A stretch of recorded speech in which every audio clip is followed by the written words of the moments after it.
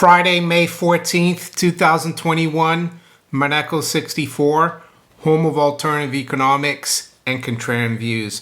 Today we're going to look briefly at how inflation and fiat currency have exacerbated wealth inequality in the last 50 years since Richard Nixon took the US dollar off its gold anchor on August 15th, 1971. Of course, that anniversary is coming up soon, this summer. And I'm not saying here that wealth inequality is just because of the monetary system. Of course, there will always be wealth inequality. Some people do better than others. We are, in my opinion, created equal, but the lives that we lead are not equal. So not everyone will be equal. I'm not a socialist or a communist. I think there will always be some inequality, but I think we can try to endeavor to have a monetary system that helps decrease the differences in wealth, in inequality. And I think the best way to do that is to have a fair system that is based on honest weights and measures. A fiat currency system is not such a system. It always ends in disaster because the people who control it abuse it and they extract wealth from the general public. That's how it ends. They extract the wealth unfairly. In a sound money system, there's a much better chance that there will be competition, that people will have more opportunities. That's the way I feel about it. So this morning, I was going to talk about something else, but I saw this story in the FT, and it said the billionaire boom, how the super rich soaked up COVID cash. So the people who didn't really need it, they soaked it up. But I'm not going to go through this article. It's just that I saw the article. It looked quite interesting. And I was scrolling down and I saw this chart here about inequality in the US. So it says inequality has been rising in the US since the 1970s. And I thought to myself, oh, there you go. I'm sure they didn't associate that with the kind of monetary system we have. People like the FT, a globalist publication, politicians, mainstream academia, economics, they never associate the end of the era of sound money in 1971 with wealth inequality, but I do, and that's why I'm the home of alternative economics and contrarian views. So it says share of U.S. net personal wealth percentage held by groups across the wealth distribution. So you can see this is not the top 1%. This is the top 0.01%. Their share of the personal net wealth has gone from around 3% in the early 70s to now almost 10%. That's the top 0.01%. While the bottom 50% has gone from 2% to maybe 1.5% now. So it's actually dropped the bottom 50%. So my opinion is that inflation through fiat currency benefits the wealthy. And we can see this here in these numbers. And I have an even better display of the wealth situation in the US. And it's actually provided by, I would say, one of the biggest culprits in this whole scenario of wealth inequality getting bigger since the early 70s. And that's from the Board of Governors of the Federal Reserve System. It's from their website. It's actually the public part of the Federal Reserve System because all the 12 regional banks are private, but the Federal Reserve Board in Washington, D.C., that's a government agency. And you can see that their website is a .gov website. So we've got the distributional financial accounts, distribution of household wealth in the US since 1989. So unfortunately, they don't go back further.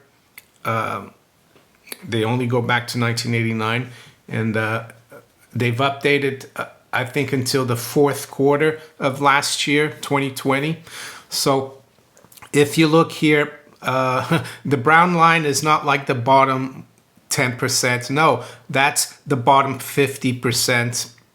And if you go up to the border here between the beige or yellowish line and the light green line, that's the bottom 90%. So back in 1989, third quarter of 1989, the bottom 90% of Americans held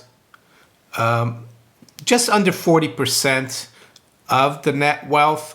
It was about 39.2, let's say 40%, let's round it up, 40% of the wealth, while the top 1% held 23.4% of the wealth. That's not the top 0.1%, but this will do. So if we come forward to the present day, to the latest data, which was the fourth quarter of last year, we've got the bottom 90% now at just over 30%, though it's dropped almost by 10%. It's now at 30.3%.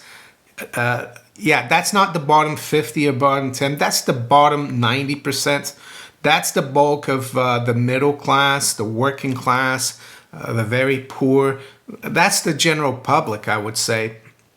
And look at how the top 1% is now at almost 31.5, and they were at 23.4. So they've almost gone up by 10%, their wealth. I think this is a good proof that the current system of inflation, and many people think we have deflation, but inflation, again, I will repeat, is the creation of money and credit, is the financialization of the economy.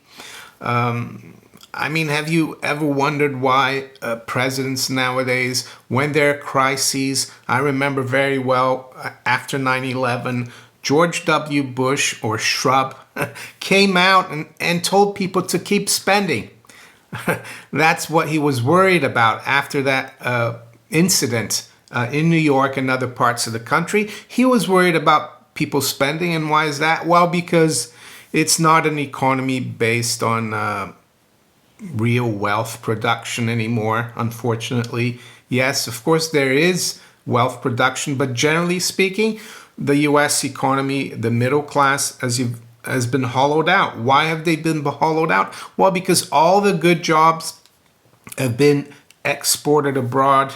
You've had inflation, and it's helped. It's helped Wall Street. It's helped the politicians. How has it helped Wall Street? Well, because they're the biggest investors in the biggest corporations. The biggest corporations, they do the labor arbitrage.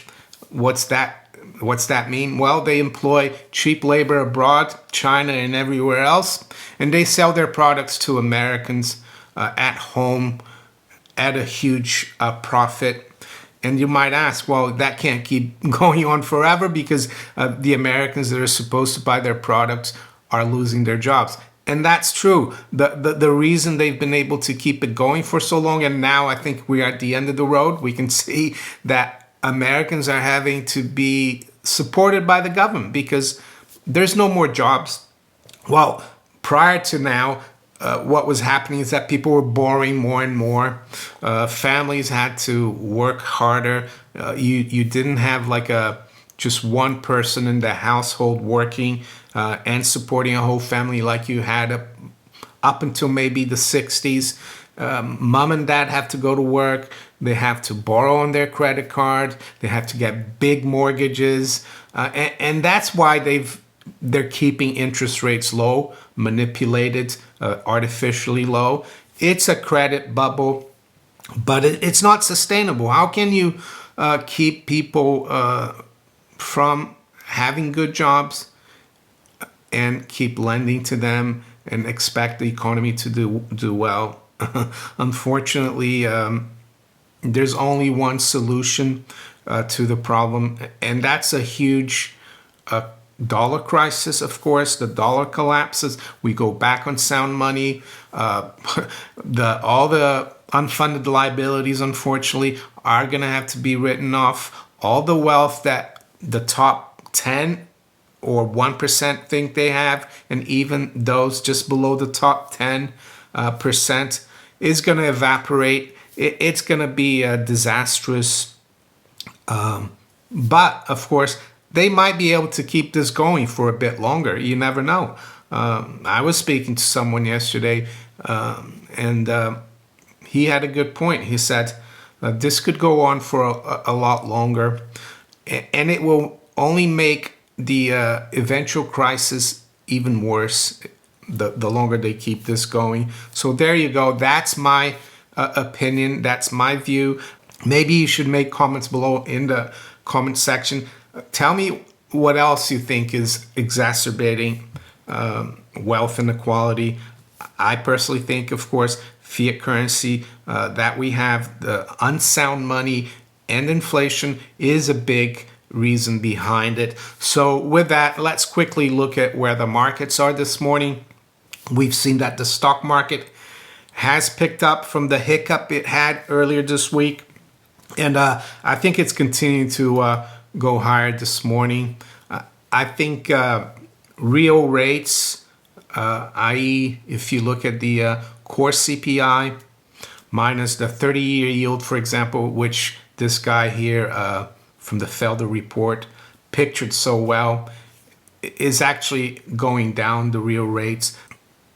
It actually means that investors are getting a bad deal if they invest in the 30-year, an even worse deal if they invest in the 10-year. They're getting a negative real rate if you discount it for the core CPI.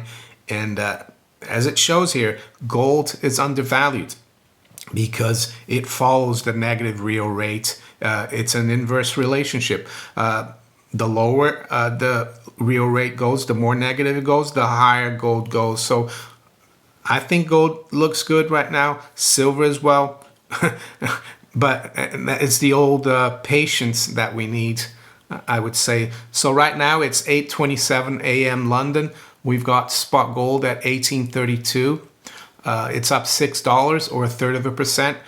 I looked at Rafi's report yesterday, Rafi Faber of the Endgame Investor, and he sees a lot of resistance around 1850. There's a lot of moving averages, monthly and weekly converging, important moving averages converging around that level. He thinks we could still go back below 1800. It's possible. I'm not too sure.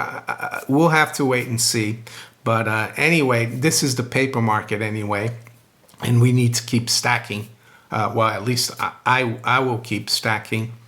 Silver is at 27.20, up 12 cents, or just under 0.5%. High has been 27.33 and the low 26.80. The Dow is up 140 points, the Dow future. The NASDAQ 100 future is up 80. S&P is up 19. The currencies, the pound is virtually unchanged at 140.56. The euro is up 0.25% at 121.06. Dollars down slightly versus the Japanese yen at 109.40. Dollars down 0.2% versus the yuan at 643.46. And the Aussie dollar. Aussie dollar is up slightly, 0.1% at 77.35. We've seen the general commodities correct. And is that negative or bearish for gold and silver? Not necessarily, because their cycles are slightly different. I wouldn't be surprised if the general commodities like copper and the softs and lumber take a breather before going back up again, while gold and silver continue. Because since 2019, gold has been on a tear, really. You might not think so, but we broke 1350, 1375 in gold in 2019, and we went all the way up to almost 2100 last year. Commodities actually have only started breaking out this year, so it doesn't necessarily mean it's a bad thing here for gold and silver. that general commodities are correcting a little bit. So we've got WTI crude at 63.80. So we're back below 64. It's down slightly overnight. We've got high-grade copper down 0.2% at 465.70. So actually this 466 area, that's the old all-time high from 2011 that we broke out of last week. And we went all the way up into the 480s, I think, in copper. So what we're seeing now is the retest of the breakout, and that's normal even in a bull market. So who knows where copper will go, but I think the longer term trend is a lot higher for copper. Just to finish off then, let's look at the 10-year yield, see where it is. Well, it's down 2 basis points at 165. So it looks like the bond market is pretty subdued right now. It could have been worse after the CPI and PPI numbers earlier this week, but you have to understand that sometimes markets discount numbers. They do it somehow. They see that things are getting worse and they discount the numbers. And am I saying that I think rising prices are going to stop? No, I just think that the Fed is really determined to keep real rates very negative in order to inflate away the debt. So I think they're going to do their utmost to keep these rates under control. So with that, I'm signing off. If you enjoyed this video, make sure you hit the like button. Think about subscribing to my channel if you haven't yet. And you can also follow me on Facebook, Twitter, and all these other platforms below here. I wish you all a great day and a great weekend. Take care. Bye.